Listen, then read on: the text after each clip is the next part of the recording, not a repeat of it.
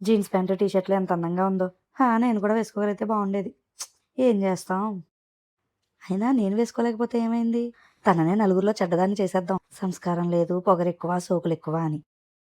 చూసావా అక్క, ఎదురింటి వాళ్ళ కోడలు పెళ్ళి 4 రోజులు కూడా కాలేదు, జీన్స్ ప్యాంట్లు టీ షర్ట్లు వేసుకుని తిరుగుతుంది. ఎంత సోకులో, పొగరు కూడా ఎక్కువ అంట. అమ్మయ్యా, ఇప్పుడు నా మనసు ప్రశాంతంగా ఉంది. ఎంత ఆనందంగా ఉందో.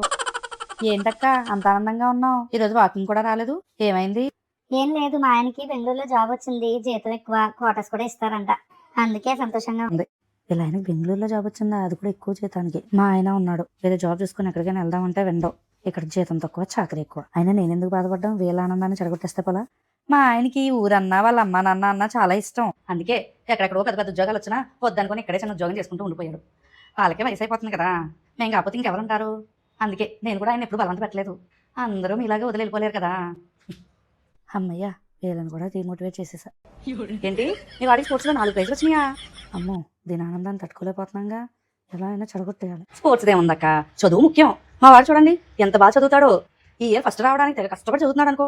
ఇప్పటి వరకు ట్రై చేశాడు కానీ అవ్వలేదు. ఈసారి ఖచ్చితంగా ఫస్ట్ వస్తాడు. చదువు ఉంటే రేపు ఉద్యోగం వస్తుంది. గేమ్స్ ఆడడం వల్ల ఏమొస్తాయి చెప్పు, ఒళ్ళు నొప్పులు కాళ్ళు నొప్పులు తప్ప. నాశనం అయిపోతావు.